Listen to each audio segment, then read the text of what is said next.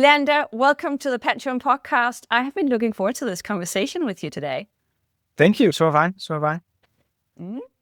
And we're old schoolmates. And I actually just did a TikTok the other day about demystifying networking, because sometimes I feel like we are overcomplicating what networking actually means. And sometimes it's actually just the people you know, the people from school, the people around you. It could be one person. It doesn't have to be like a dozen at a huge conference. That's not necessarily networking. So I am pleased that we can venture into this together. Me too. And I think the great thing about demystifying network, it's also about sometimes just having the courage to just reach out and say, hey, can we talk? Because, more often than not, people are so willing to.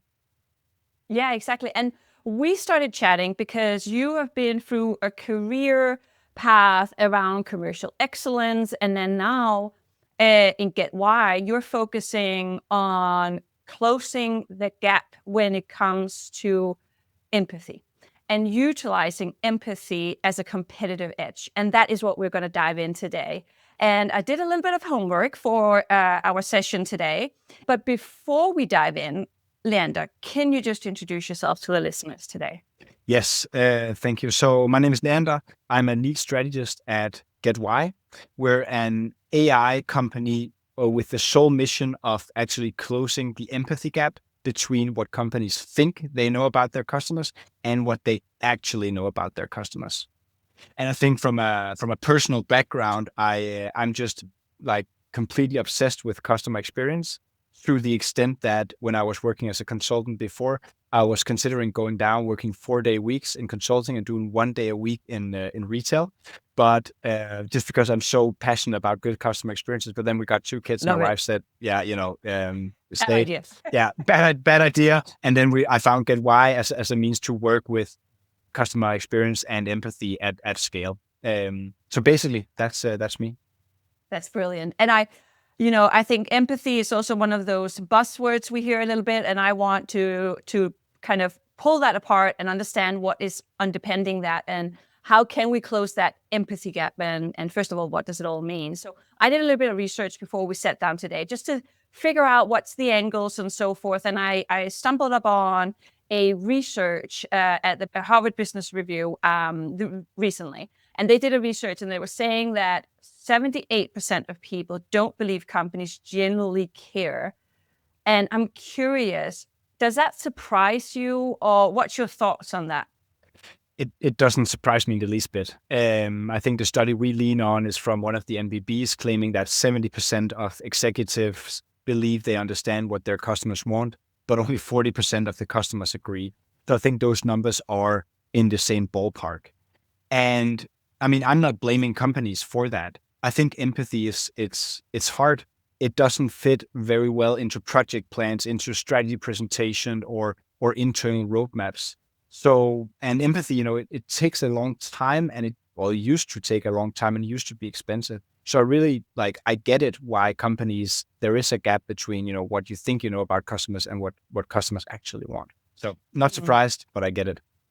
Yeah. And again, like you were saying there, empathy, we're talking about understanding customers, being able to relate to customers and speak their language, and the old school customer research that has been, I suppose, repackaged. Is that fair? Yeah. So I think for me, empathy is about, being genuinely interested in your customers, not just for the short-term profit of it, but because you actually care about your customers. And when empathy comes from there, it's super powerful. And then, as you say, right, traditionally empathy, it's been super expensive. It'll take you 6 to 8 weeks to do a qualitative research, getting the right respondents, transcribing all of the insights. But with AI, with what we call AI powered qual, we can do that in, best cases, for 24 to 48 hours. So that really just means you can get, if you're genuinely interested, you can actually get real human insight and close that empathy gap in as little as 24 hours. Yeah. And when you say qual, just explain that.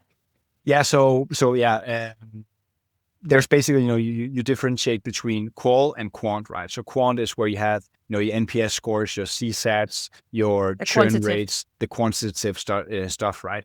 That's amazing at identifying where your problem is, but understanding why that's a problem and what you can do about it, and really understanding complex problems and jobs to be done for your customers. Quant is not great at that. That's where you need qual, and that's where you need to, traditionally you need to sit down with someone or have a focus group and do that interview where you really get to understand the customer and their life world, right? Yeah. So yeah, that's the differentiation we work with. And literally speaking to your customers, I think it's actually quite simple, but it is, and we'll get into that. It can be complicated and cumbersome and expensive. And with that, as we're talking about customer research, and we're talking about these two types of customer research, and then focusing on speaking to the customer to really understand what's happening in their mind, how they perceive things, and so forth. I wanted to kind of total Mythbuster style here. Sometimes we feel like customer research, that's one of those things that are living within the organization of marketing, and it's parked over there in that side of the organization. What is the most dangerous lie companies tell themselves about customer research? I think there's the number one. We already know what the customers want. That's number one, right? And I think a lot of technical companies I talked to one just before we came on here, where they had a technical organization and they had been focused on developing a better and better and better product, right? Because they had a product and they can incrementally improve that. Well, that's got to be the answer to innovation for us here, right? And thinking that they know that a better product will be better for the customer, but you're not sure and you haven't taken the time out to actually research what problem are you solving for them. So the number one is we know what the customers want. Closely followed by what we like to call corporate myths. So if you've done a study a while back, or maybe your CEO has spoken to two of his friends and they feel the same way when using your product, those corporate myths can actually carry a lot of weight. So I think it borders on the same thing, but corporate myths are a big thing as well. Yeah, and I think it's just so vital, because we often talk about product failures, that 95% of all products fail because of this, because they don't actually solve a real problem for their customers. And most likely it's just a bunch of really clever people within an organization that have come up with this brilliant example of a product, and then it just flops completely. I had a guy on, his name just completely escaped me. Andrew? Oh my Lord. Anyway, from PayPal. And he was talking about this early days in the US, in the midst of the tech universities. They launched PayPal cardless, contactless payment on the mobile phone. This was back in early 2000s, I believe. And they were like, why do we need that? We have our plastic card. So even the techiest geeks of students back then just didn't see it. And it took us, 25, 26 years to realize that is, we couldn't think about not having contactless and, Apple Pay and whatever. I mean, I don't even know where my credit card is. No, exactly. That might be a separate problem. And I think I had a great discussion with an insurance company the other day where they were launching a new product, and they were super engaged in we need to do this new. They had thought up a problem, say, okay, customers will definitely need this. And so they did the product development, they did the marketing, they did the value propositions, they launched it, and no traction, literally no traction. And I think there's painful. And I think but I think they learned from it. And they were like, yeah, okay, let's never do that again. So I think even if that's terrible for them, obviously spend a lot of money on it. It was actually very instructive, because now they have a whole process on, we can't launch a product before we've talked to customers, right? Yeah.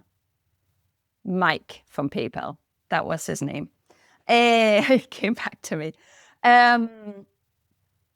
When we're talking about all of this, and we're talking about getting closer to customers and so on, and you also introduced GetWhy in terms of being an AI-driven, focused quant company. We're talking a lot about the balance between AI and then how that has now elevated the importance of human connections, and that people sometimes mistake that they can just fix everything with AI and everything can just be done smoother and faster and so forth. How do you see that balancing act between still spending time and how human connections are still important while also doing more with AI?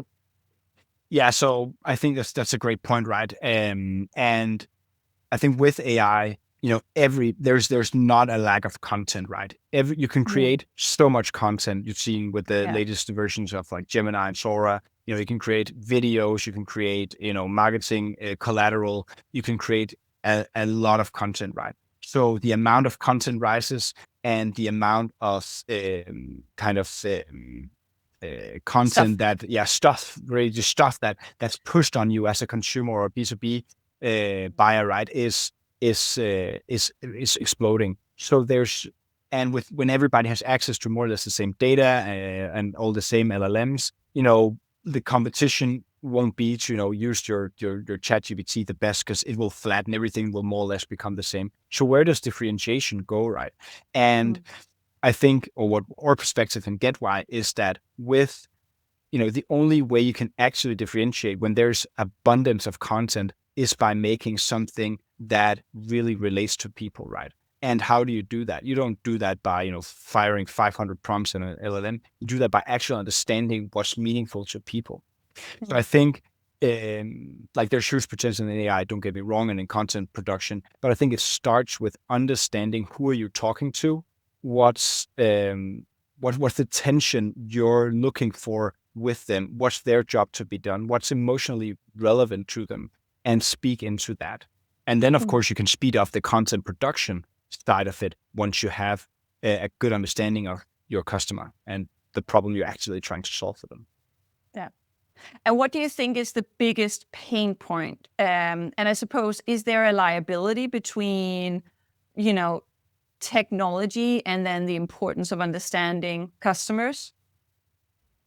Yeah, so I think there's a trap you can fall into, and we see some organizations do it, where they're asking us like, "Oh, can you produce synthetic data for us?" And I think that's where I would be mindful of where we go, right? Because with synthetic panels, or I think synthetic customer feedback to products, that means you can fire like a lot of product value propositions, and you can get AI with a synthetic panel to say like, "Oh, what would a 35-year-old German mother of two say to this value proposition, this or that?" But if that's not based in actual observation of actual people, it's just one chat GPT talking to another, and you're spending like a not insignificant amount of money on doing that. But if you're not basing that on actual human emotion and empathizing with your customer, then you're not genuinely interested in understanding your customers. You're just interested in selling more. And I think there's a balance to strike. I think you need to actually be interested in understanding your customer, like genuinely interested. And if you're making synthetic panels, you're not genuinely interested. You're just trying to go faster. Yeah, I think that is so true. And you said emotions, right? What's that feeling that customers get and have when they are experiencing or coming across your product or whatever it might be? Because again, looking back at what is AI, Gen AI, agentic AI, and so forth, is still math on steroids in terms of like mass consumption of data and figuring out what is the common pain points or common aspects of it, and that's also where we see hallucinations and so forth. So again, there's that there is still something that humans can that AI cannot, and I think that's where you need to say, okay, where does that combine? I think what we do in GetWhy is we, of course, we use AI to really fast get to a good research design, to recruit, to make sure, that's the respondents are the right respondents. They're not cheating or there's no fraud around it. We use it to analyze the data. But then what we do once we've analyzed the data is we pull in examples. So we have, of course, video interviews with all our customers, but you should see the reaction, like, because you can do a lot of analysis and go like, yeah, your customers feel so and so about this way of reaching out to them, maybe. But the other day, I was presenting to another insurance company, and they were talking about how to contact customers, and it was difficult for them to empathize with. I was telling them, young customers, they don't want you to call them because they're afraid of so and so. They don't like being contacted in that way. And they had actually, they weren't buying. And then I just clicked next on the slide, and we had this interview with this young man who just told him like, yeah, like these are the feelings I have when this and this happens, and I have friends who feel the same way. You can just see the faces of the people changing, where they saw like this is an actual human telling you how they feel, and that was what changed it, right? So there's no getting around the actual human emotions and looking and understanding people, even if you have a bunch of AI enabling that. But getting to that, one good quote with that person, that was what changed their mind. I think this is, again, it's so simple and so powerful, right? But being able to then take something that can feel a little bit distant, right? Because you will have data and you will see the numbers, and you can distance yourself from that. But then, to your point, like having that human being telling you on a video saying, this is how I feel, you can't really deny that. You can't just like scoop that underneath the rock and look the other way. No, exactly. And I think, I sit in the world of APIs and technology, and it's super, super untangible. It's not a shampoo down from the shelf. And then it's still the same, like it's data points. How can you bring that to life and tell a story? Yeah, exactly. I wanted to move us on to understanding this concept of closing the empathy gap.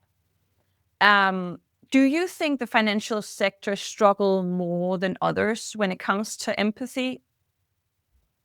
I don't think what I've seen is that the financial services sector isn't, or banks or insurance companies, whatever it is, they don't struggle more than other industries per se, but customers may feel that way. So, and when customers feel that way, that's actually a problem, right? So there's not a lot of industries where there's more money spent on understanding customers, on quant, on qual, CSAT scores. Like this is one of the most important industries for us in GetWhy, right? So a lot of money is being invested, but at the same time, money is extremely commoditized, right? It's just money. And what we're seeing also, and this is just my personal theory, that so you're seeing a lot of banks being rolled up, especially in Denmark, like Nykredit, Spar AL Sydbank, and Vestjyske Bank, and on globally as well. So banks are becoming bigger and bigger, and it makes sense for them because there's rising cost of compliance. IT expectations are rising, but in that sense, some of these companies can become so big that they feel a bit distant from the people they're serving, right? So I think, banks are in the unfortunate situation that, consumers won't always think with the warmest feelings towards their bank. So they have like the hardest task here of really doubling down on understanding, these are some of the most complex decisions, or the complex and impacting decisions you're making, and really understanding their customers. I talked to one of the larger Danish banks the other day, and one of the people there told me, this is not our research, this was their research, that a lot of men will actually lie in meetings with their bank manager about understanding like interest rates and the price of bonds, and they can go up and it can go down, and then you can like refinance your house. A lot of men will actually lie about that. So think about that you're in a meeting with someone, you're making one of the most important decisions at all in your life, right? You're borrowing like 5 or 6 million kroner, and you're lying about understanding it. And But getting to that insight, you can't do that with quant. You have to speak to someone. And then if you can address that and make people feel seen and make people feel they don't have to lie and make people understand the decision you're making, then you have a competitive edge in financial services. Is my take, at least. And I think this is so valid because, it's actually one of the reasons that we changed bank ourselves, because we were in meetings and I would say like we understand the landscape, we understand the lingo, right? Yeah. Even myself and my husband, we were sat in that meeting asking our advisor, be like, sorry, can you tell us this in like layman terms, like simple? Pretend I'm a grandma. Like, what do you mean? We don't get it. Yeah. And he got so angry at us because he only knew how to say it in his words, the fancy inside out business banking language. Yeah. And then we were like, this is not working for us. So we actually changed bank because of that. So I think also, again, it's like one of those things. Am I being heard? Do you meet me where I am? Do you speak my language? Do I feel that you reflect my values, my beliefs, my kind of me? Do we meet in the middle, kind of thing? Yeah. And I think with what you just said in terms of you see a lot of merger of banks, especially here in Denmark at the moment. One of them are known for being very focused on sustainability. And I'm really looking forward to seeing what are they going to do with that. Because if I am a customer at that bank and I'm bought into their values, I see myself in that reflection of sustainability and caring about the planet and so on. To your point, like, does that then just disappear? And will those customers then not feel heard and seen and valued? And then the empathy gap will grow. Yeah, I think that's actually that's a great point. I mean, I saw a study the other day. There's not our study, but that 17% of customers who are the kind of the smaller bank in a merger who's gobbled up by another bank, they leave. 17% of customers in the acquired bank leave, right? And who is that of the 17%? Well, more like 17 or 70?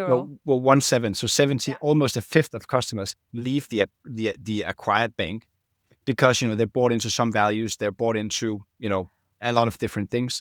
And what we see is that the 17% of those 17%, the largest group is the wealthiest group. So the most important group for that bank. The ones you can't afford to lose. The ones you can't afford to lose. And then you looked into the data and go like, okay, so what's the key driver for those 17% leaving? And that's emotional drivers. So maybe it's your local branch closes or your branch manager changes or you're not aligned with the values. But if I was a bank merging right now, acquiring other banks, I would be extremely focused on understanding those people or those customers in the bank that we're acquiring. What's on their mind? How can we be as close to them as possible to not lose them? Because then the business case is hollowed out pretty fast if you lose 17% of your customers and they are the wealthiest of them. 100%. That's going to be very fascinating to follow and see how they're going to tackle that. Reality check. Customer insights, we get all this data and so forth, but it also needs to be adopted and incorporated into business strategy. How do you see that organizations should be doing this, and what's like some of the things that leaders need to pay attention to? So when we see the insight leaders in the largest organizations with the biggest budgets who are really leading the way in insights right now, what they're doing is they're not saying like, okay, let's wait for the business to call us and ask for a study. No, they go the other way. They now take the bat in the other hand and they go to the business and say, hey, we want to understand your KPIs. We want to understand your cycles, your business review cycles. We want to understand what are the most important things to you in the next 12 months. And then they help their insights team become proactive. So instead of the business have to come to them and go like, oh, we're looking for private banking customers this season can you please tell us? No, they're continuously listening to the trend for private banking or for, a small and medium-sized business or whatever it is. So they're proactive with the insights, delivering them to the organization. And that's where we see kind of the leaders differentiate themselves from the pack, that they're proactive. Yeah. And we can't talk about, adoption and bringing in these data points and insights on what matters for the customer without talking about costs. What would you say it would cost over the next 12 months if companies do not or ignore to incorporate customer truths and insights and leaning in on understanding customers?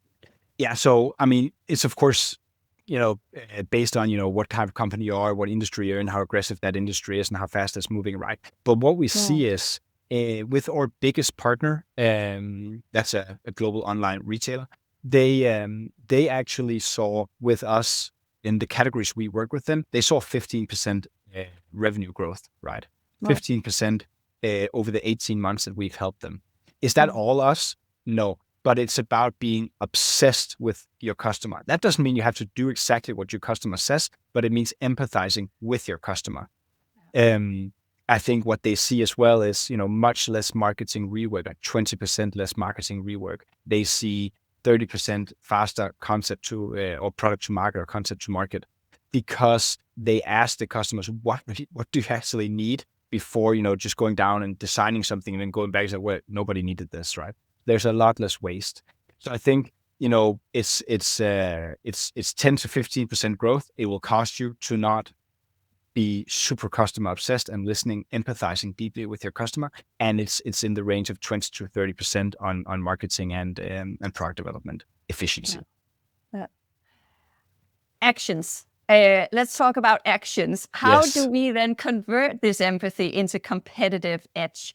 And one of the things I wanted to hear about, because for me, this is where all the good nuggets lie, in the mistakes and what others have failed to do. And I wanted to hear from you what some of those pitfalls, and I suppose also sometimes those, things that looks harmless on the outside, but then are truly fatal. What some lessons you've seen from also all the work you have done in this space? Yeah, I think there's a few things, right? I think relying on myths, like the corporate myths, relying on those, like this obviously has to make sense for the customer. That's one bit, right? I think the other one is actually when you have a bunch of strategy consultants or business development people on the inside, working on a project, and you're designing this project or this concept or the segmentation model, and you're like really getting into the slides, making it very beautiful and pitching it to the management, and then the management goes, "This is a great idea," and then you'll start rolling it out. But like in the process, the further and further you go before you talk to a customer, the more difficult it gets to talk to a customer, right? It's like going to the gym. If there's a long time where you haven't done it, it's even harder to get down there. And I think what we see is sometimes the bigger and more strategic projects there's a risk that there's an inverse relationship with how tested they are with the customers, right? And I think relying too heavily on inside out thinking and making the best PowerPoint presentation in the world. I've been there. I've been one of those people doing that. And there can be a fear of testing your amazing hypothesis with the customers, because what if you spend 3 months working on something that didn't work, right? Yeah. That's expensive. And then sometimes it's actually easier to not check it.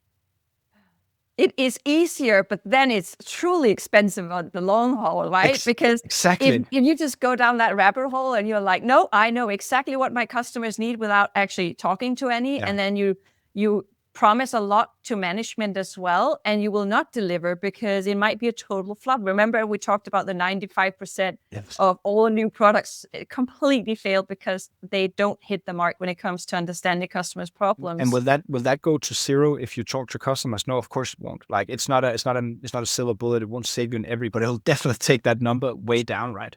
And I think like I had an old partner where I worked before, who had this amazing a question he would ask CEOs. He's like, "So when did you last talk to a customer?" Ooh, I like it. Yeah, it's like, ooh, that, and then, or when were you last on the phone, like calling your customer service? Yeah. And that can be an easy way of starting, but putting it at scale, you need to talk to your actual customers. Oh, is it now I should say, how all marketeers out there, when did you last speak to a customer? Yeah. Is it crazy? I find it very crazy. Like there was one of the things that in my team that we were so focused on is always being very close to customers and also, understanding their pain points and being part of the loops, product loops and so on. Because at the end of the day, isn't it crazy that some marketeers will never actually speak to a customer, yet they are the ones crafting all the assets that are supposed to recruit new customers or retain customers. It's amazing that happens, but it happens more often than you would think, right? Yeah, sadly. Yeah. I mean, to-do list 2026. Get closer to your customers. Yes, talk to a customer. Yeah, talk to a customer. Yeah, absolutely. Winning empathy. What do companies need to do, and how do they then bring people with them on this journey? Because again, we talked about understanding, leaning in, and so forth. But what some kind of tips and tricks, and what do you see out there have been working for others when they want to win and lean in and use empathy as a competitive edge? I think the ones who are really leading the pack now, the journey they've been on, right, is that they've had pretty senior involvement from the beginning, but what really mattered is they tried. They just tried. They saw like, okay, what insights can we get? How fast can we get it? Or like rather, they started with, we have a business problem. All right. How can we get the insights? How fast can we get them? And what does it cost? Okay, we can get it pretty fast and it's pretty cheap and we get all the insights we want, more or less. Cool, let's try it. Then they make a POC, right? Takes you maybe a week. And from there, you see, okay, we do 1 or 2 POCs, but then how like the leaders make the scale is they involve senior leadership right away, because they acknowledge, okay, this won't change the way this business operates if we don't have extremely senior like buy-in to this. Yeah. So getting leadership involved and making customer insights a strategic priority. Like I think more or less all customers in financial services companies, if you go into their homepage, it'll say something about like customer centricity or customer obsession, but how do you operationalize that as an insights leader or as a business leader even? Well, you do that by putting in some governance where you say like, we can't launch products without talking to a customer. We cannot launch a campaign without talking to a customer. We cannot do a customer churn effort without talking to a bunch of customers. And I think putting governance and putting processes behind your strategy to make customer obsession a real thing and make it matter is what sets leaders apart. Yeah. We actually did this when I lived in Paris. Back then I was working at the wonderful group that owns Tinder and are sitting on the majority of all the dating apps in the world. Fun times. The marketing team actually created a full-fledged campaign, and then they did customer testing with that campaign to see the reactions of it. It was so bad that I had to redo the whole thing. Yes. Yeah. But it's better than going out with it, right? Exactly, right. That's like, just launching it, terrible. Testing when you're done, not that terrible, but a little better, but still bad, right? But actually like going all the way up through the funnel or back and go like, what job are we solving? What are these customers looking for? Like, what's important to them? What's the tension in their world? And then understanding that, doing a little more test, doing a value proposition, doing a few taglines, describing your product, whatever, testing that, then going like testing the more and more, the firmer you get, then, I mean, it'll become much better and cheaper. Yeah, absolutely. 2026, what's your predictions? I think that the AI call market is going to explode. And I think that because we're only just I think the technology has really matured now, but, I talked to, some of the largest organizations in the world, and they're just hearing about this. A lot of them, right? So I think I think AI powered call will explode, and it will it won't be at the cost of traditional qual, because there's a need for that, and there's a need for quant as well, but it will be an additional layer that you put on top. And I think it will be so much so that you can actually tell the companies apart that are truly obsessed with understanding their customers and genuinely interested in empathizing with them. Yeah. I think this is going to be really interesting, because you see more and more also, especially now with AI and just in general, technology kind of keeps this whole level of playing field, because the technology is the technology. We can all do great things with AI and everything, right? So on a technical level, simplifying it massively here, right? But still, it's like a one-to-one. So from your perspective, if you were to kind of complete the sentence of a wrap-up here, companies won't lose customers because of bad technology or products, as we talked about. They will lose because they are not genuinely interested in understanding their customers. Boom! Nailed it. Nailed it. No, but I think like, if you're truly interested in understanding your customers and not interested in yourself, then I think you're ahead. Yeah. And you need to practice it, right? We were talking about customer obsession. It's one of those things I run around talking about quite a lot. Yeah. But again, it's like, I feel confident in saying that, because there's processes, there's frameworks, there's work, that the way we go about it, that just the name of being customer obsessed is just to frame what we're doing. It's not just a fancy label we are smacking on top of things and then hoping for the best. Exactly. Leander, any final words before we wrap up this wonderful conversation around closing the empathy gap? I think empathy is like one of the strongest forces in nature. And if you're curious about, wanting to understand your customers better, Google AI-powered qual, and, within a week, you have an answer to a business question. And so I think that's the last few words. It only takes a week, so what are you waiting for? What are you waiting for? What are you waiting for? Where can people follow you, find you, get to know more about what you do, and also what GetWhy is doing? You can, of course, follow me on LinkedIn. I'm posting about empathy a few times a week. And you can follow, you can go to getwhy.io, as well as follow GetWhy on LinkedIn.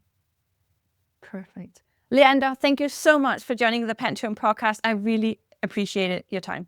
Thank you, Chrissy. Thank you so much for spending your time with us. I hope you enjoyed the show. If you have feedback, topic ideas, or guest recommendations, we are all ears. Pantrium is growing thanks to our community of listeners. So if something resonated with you, we would love for you to share your favorite takeaways. And just a quick note. The views shared by our guests are entirely their own and don't necessarily reflect the companies they work for. That's it for now. Thanks again for tuning in. Until next time.